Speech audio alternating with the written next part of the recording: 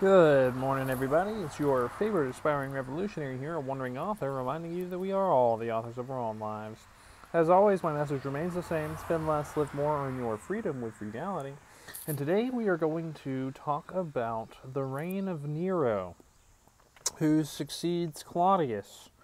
So remember, Claudius is the one who came after Caligula. He was his uncle.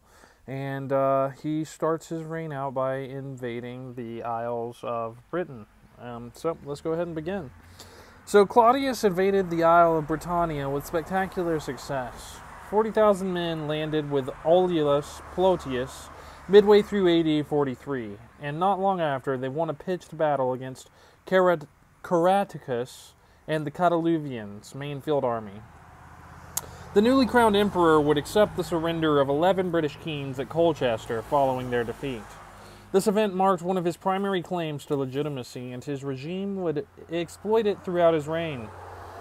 Celebrations to commemorate their victory over Britain were held in Rome 5 times, in AD 43, 47, 49, and 51. On the frontier, Claudius was a staunch conservative. Like Augustus and Tiberius, he chose to consolidate and defend territory everywhere except the British Isles, and that invasion was only motivated by political insecurity. The empire's power was based on its prestige. Appearing indomitable made few willing to challenge its power, and this was vital to security. Nevertheless, the limits of expansion had been reached. Limited campaigns would fortify existing boundaries, but even these would meet extensive resistance. Between AD 17 and 24, Tacfarinas led a guerrilla war in northern Africa, and Florus and Sarkovir revolted in Gaul in AD 21.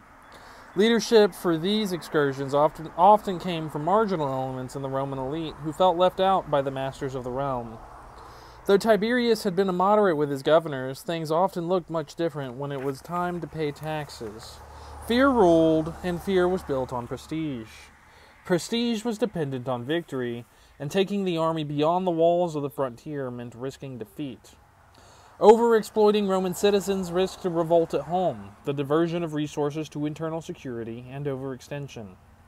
Claudius's triumph in Britain was not a return to the glory days of Caesar, but a choice forced by political necessity. He ruled in Britain, but the court in Rome was in the hands of 2 factions led by successive wives. Messalina married at 16 and produced a potential heir, Britannicus, in AD 41.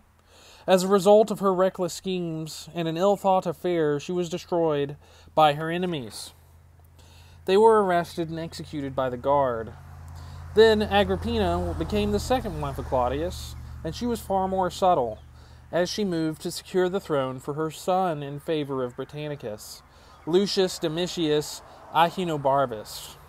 Upon adoption, his name was changed to Nero Claudius Caesar, the name that we know him by today. And he was given Messalina's daughter Octavia for a wife. Agrippina then allied with Drusus of the Praetorian Guard, and poisoned Claudius since he was of no further use to her. At the age of 16, Nero became emperor. For the first 8 years of his reign, Seneca and Burrus controlled the realm. Seneca and Burrus were competent administrators and maintained good relations with the elite. They appointed people from a broad swath of the population, and they forced a hiatus on state trials between AD 54 and 62. So it was a good 8 years without state trials and executions. Then Burrus died and Seneca retired, bringing Nero to prominence and giving him personal responsibility over the government. Only a few men in such position have been less qualified than the psychotic playboy. He had an incestuous relationship with his mother, and when she transferred her love to his brother Britannicus, he had Britannicus murdered at dinner. The relationship failed to improve.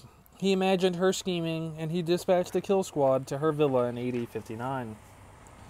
After his assumption of complete power in AD 62, he divorced and executed Octavia, then married his mistress, Poppaea Sabina, whom he would later kill.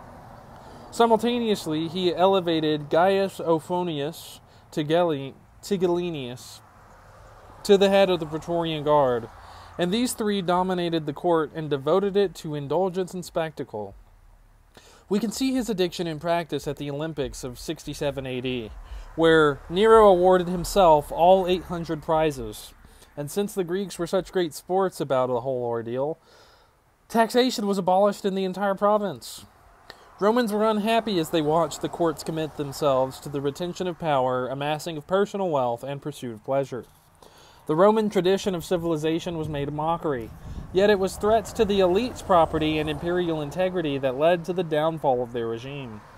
At its core, the problems were financial. For example, they spent 200,000 denarii per day, and remember, a denarii is about a day's worth of wages, when Tiridates visited Rome, and to finance all of this largesse, they looked to the provinces. Army reserves stretched across the borders so they could not suppress internal revolts. One major revolt already occurred in Britain, provoked by land seizures and debt collection by a heavy hand. When the quiet king Prasutagus, man, some of these Roman names are tough to pronounce, of the Iceni died, Nero and his finance ministers looked to reclaim former royal lands and add them to the empire's holdings. Their debt claims were inflated by ridiculous interest rates, a common sight in Rome, and British nobles were caught off guard. Peasants looked on helpless as tax collectors demanded exorbitant fees and even their farms. Boudica, queen of the Iceni, raised a flag, and thousands joined her. Their forces defeated an entire legion and squashed 3 towns before succumbing to the Roman governor. At the final battle, the Roman army was heavily outnumbered, so only superior tactics saved them. Nothing was learned during the Boudican revolt, and neither was there from the crushing defeat to Parthia in AD 62. Rulers should have seen the dangerous levels of taxation and thinly stretched armies as a sign. In AD 66, the greatest revolt against the empire in a century launched.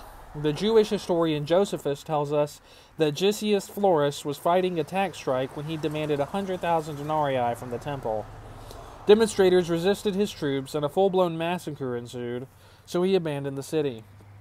The governor of Syria, Cestius Gallus, tried retaking the city with an army of 30,000, who were soundly defeated at the Battle of Beth Horon. Then, revolutionaries organized across Palestine through the winter. Rome would not recapture Jerusalem for 3 years, and it would still take another 3 to finish off the remaining resistance.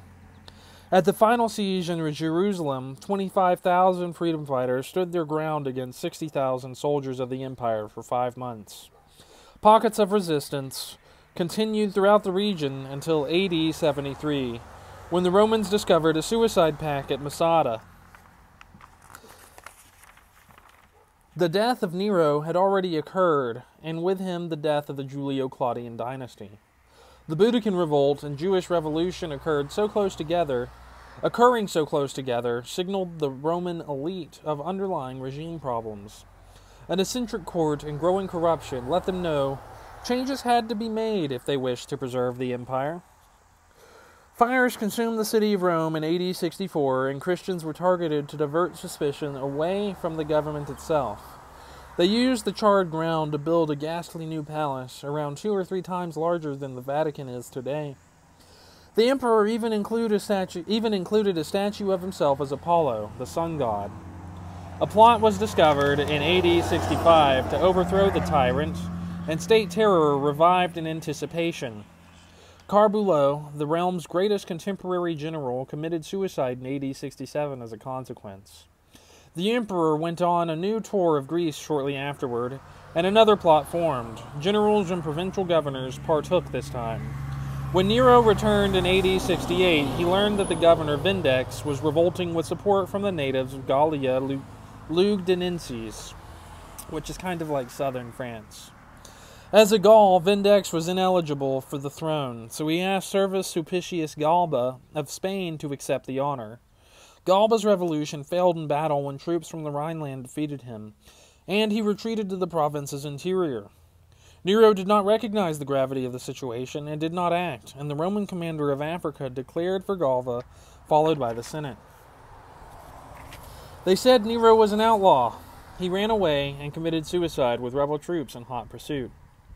Nero's reign had shown the limits of empire. Conquest led to overstretched armies and staggering losses, exploitation to revolt, and factionalism to party strife and civil war. Had multiple crises coincided to the Romans may have well fallen, yet they held. Nevertheless, court politics would still spiral out of control following Nero's death. The end of a dynasty would plunge the Roman state into chaos and civil war for mastery of the empire. And next time, we get to talk about the year of 4 emperors, where the realm cycles through the hands of 4 men within a single year.